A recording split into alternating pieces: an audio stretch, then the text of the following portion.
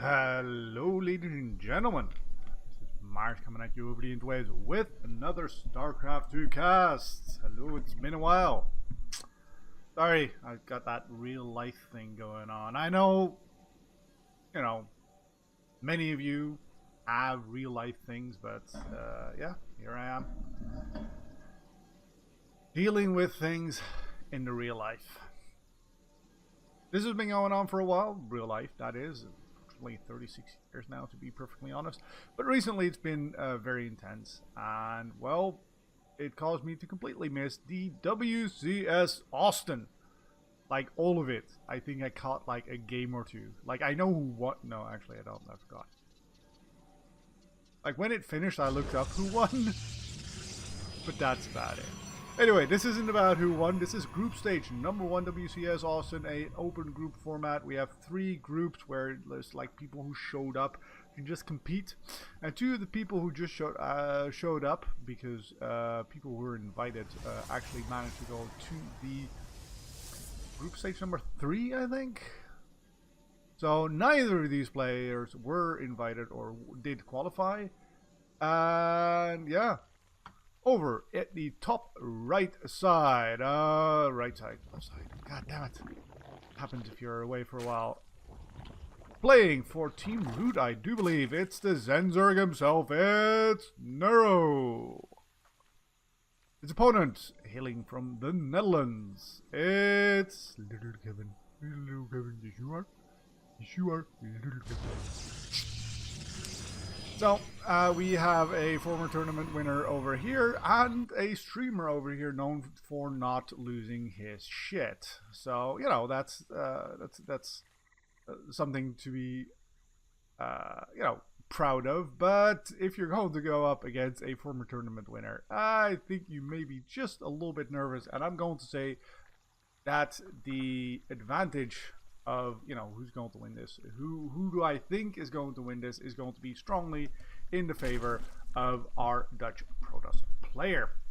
So Abyssal Reef, as I fix a little with my microphone because it's fucking annoying. Yeah, there are many things that can happen on this map. For a long time we got to see a lot of carrier play. I'm not sure whether Harstem is going to go for this. First of all, he's not opening with it. He's opening up with the Twilight Council rather than that. Oh, you do see that all the way. All right, cool. Nice pick up there. So he's not going to go for the Oracle opening and scout that third. So very much on time. And you use this maybe, with Robo Facility, are we going to see a Dark Shrine put down here as well? Are we going to go for the Archon drop? Ooh, nice map awareness and denying Neuro that map vision, although this one maybe is going to make it to the high ground. No, you won't. Alright, cool. There is that Dark Shrine. Alright, of course, with the Twilight Council, we still had the option of just getting a whole bunch of Adepts with that upgrade, but with the Dark Shrine, we're going to go for the standard Dark Shrine play. And it is pretty standard these days. I mean, it's yeah, no, it's just standard. This does a lot of damage if you're not expecting it, if you don't have any detection, which Neuro doesn't have yet because he knows the time in order to put that down. And I should note that this Dark Shrine didn't go down immediately after the Twilight Council, so it is going to, hit a little bit later than Neuro might be expecting, which might just, put him off guard just a little bit, but he did scout that Robo Facility, or at least, he got close enough for that Robo Facility, and you should be aware that this is a very popular opening, and react accordingly. Now, if you do have detection, the only thing that the Protoss has to do is to morph it. There are the 4 crawlers at 4:45. very nicely on time and fully in range of this. So Neuro should know exactly what is going on. Ooh, no, he's a little bit too late over here, so that might be slightly problematic. There goes one Spork Roller, and the second one is not going to go down. No, that is going to go. Do you have a transfuse? No, and that means that there is no vision at all for Neuro, and this third base is in a lot of trouble. And that is exactly what you have to watch out for at this level of play. If he had been just how many seconds earlier with this, he would have been just fine. And oh, there we go. There's the vision and the pickup range of that War Prism coming in play. Oh god, there's just too many DPs here. He's got the vision, but it doesn't matter. He's just got the one queen sort of poking away. Oh, Neuro, you're in a lot of trouble there, buddy. Alright, going into this over here, and yes, he's visible, but with just a couple of Zerglings and a Queen, that's not going to be enough to defend right here. Alright, here come the Zerglings right here. Should be able to clean this up just now. Nice positioning on those DTs by Harstem, but now there are just 9 DTs. Warping those two low health ones into an Archon. Taking the third on the back of this, because why not? Harstem in thorough control of this game, 57 workers to 36, is going to deny this base by his opponent. This base is and ninjas on a plane.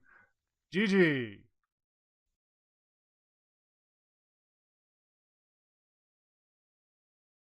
Hello ladies and gentlemen, welcome back. Today is a round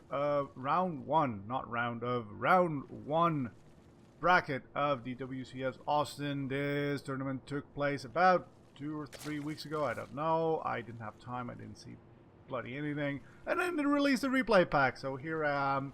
And instead of watching like professionals cast this, fuck it, I'm doing it myself. So Newkirk Precinct, and this man, this lovely, small, tiny, because he's called Little Kevin, small, tiny man of meter 93 or something, I don't know, he's pretty short, is up 1-0 in this match against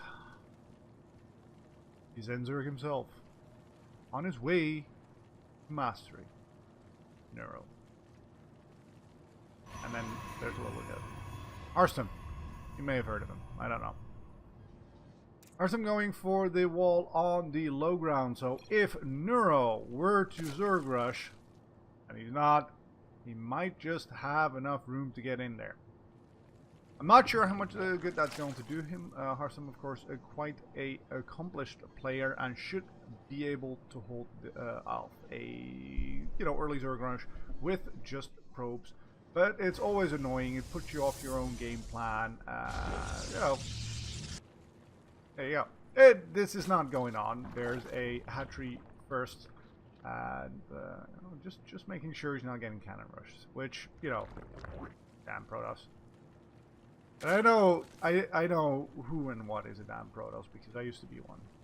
I'm sorry. Never did too much cannon rushing though. I just used to cannon rush whenever I'd fuck up my opening and like I'd get distracted like, oh my god, I need to just like, I've got so much money, let me just put down a gateway and a forge, and then my cannon rush would be late. So that's the kind of cannon rushing I'm doing. Neuro on the other hand going for a very quick third base. Doesn't have confirmation yet that this is going on, but maybe has an inkling that this is happening. And yeah, if your opponent is going for a 1 gate, very early nexus, then taking that third base is not as risky as it might. Maybe took a lesson from the fact that his opponent took that expansion or built all that stuff on the low ground in game 1 on Abyssal Reef. And Harstem does that again. So, Harstem moving out with his first adept, and we have a Stargate play rather than the Twilight Council play, or DT play, I suppose. of the previous game. And the previous game might very well be the next game because I don't actually know which one of these games I have first.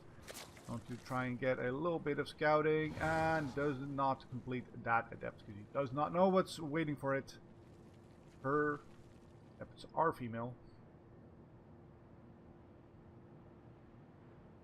I would say, as you can tell, but the voice lines are female, so no. Should be able to ascertain that from that. Cool. Neuro sees no, it doesn't see the wall off, but the Stargate is here anyway. Going for that Oracle first, and there is that Twilight Council to follow that up.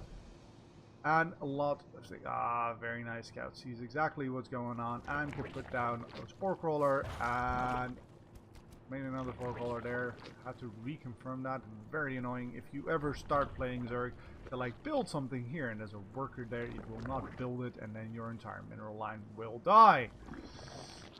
I am not sour about this. Alright, getting on in there. Gets 3 drones and Neuro pulls the rest of his away. But very nice target firing by Harstem there, making sure that the whatever drone he hits first, he hits again. And here comes the third base, and Neuro very much on time, trying. No, well, if you'd been just a little bit earlier, he would have prevented that. Now he's going to try and cancel it, which with 4 adepts right there, not the best plan in the world. Here we go with 2 oracles right now, and you may just want to put a Spore Crawler down there just in case. 2 oracles, very fast, very strong, and 6 workers killed. 4 killed in total. Not quite worth it, but those oracles are still alive, can come back later in order to do some more of that. Look this up. Pulsar beam, horror, absolute horror on anything light, which includes workers. And of course also Zerglings can absolutely murder those. Hydralisks also not big fans of oracles, although at least they can shoot back, other than the previous 2 units I just named. Next to that, of course, we have the Stasis Ward, very powerful spell, can cut off a lot of the army. Ooh, and that is a lot of adepts right there. And they have the glaive up to date, means that they do a lot of damage, and they do manage to get out of there with still 8 adepts left into the natural mineral line. There's just the 1 queen to defend. There are the roaches, but that's still going to. Where did he go? Alright, into the main base. Pulls these roaches again. How much are we on? 17 workers killed so far, and I see no sign that Harstem is stopping. With all of these roaches, he should be able to make it manageable right now. Just 2 here, where'd the other 2 go? Oh, splitting that up very nicely. Putting 2 in here, going for the optimum damage, and of course Harstem very much manages to micro both of these at the same time for optimum worker carnage. 26 workers killed versus 1. And 66 workers left to 45, and a very slight army advantage to Neuro. And what he's going to be able to do with that? Well, not much. There is an overcharge already there. There's lots of things that do absolutely horrible things to Zerglings. And Neuro has to back off. Instead, going to try and take a 4th base. Now, that looks like we've moved on the purpose of that. Oh, just building the 1. That's nice. Just building the 1 Phoenix, trying to deny vision from thing. And ooh, could go in there and absolutely murder that. Yeah, there we go. Because there was no Spore Crawler built right there. Oh, no get around on that, but it does not have enough staying power to take out that Immortal. Kevin in a very comfortable position, getting Storm, got Immortals on the way. Oh, and what happened here? We had a little bit of a roach drop. Roaches without speed, not the best against, well, anything. Can't run away from those zealots. And this Dropper Lord is going to get taken out. But he did manage to kill five workers. Slightly, and I do mean slightly, pushes this line back into his favor. How much are we on here? Oh, yeah, that's... Yeah. Alright. Very late Archon drop possibly there. Or maybe you're just going to try and reinforce and just stim to win as sort of the top and do. Nothing there to see those creep-tumors, so it looks like Harstem is comfortable fighting on creep. And if we look at it, well, there is just a lot more on supply right there. And Neuro, there's nothing for him here. There's a big ball of death for the Protoss, and there's a very, very weak concave from all around. He at least does have the positioning very nice, but there's just not a lot of units to it. It does take out that sentry right there, but there's another one there ready to use that shield of a bob. But GG, Harstem takes it 2-0. If you enjoyed this video, press that like button. If you'd like to see more of me, subscribe.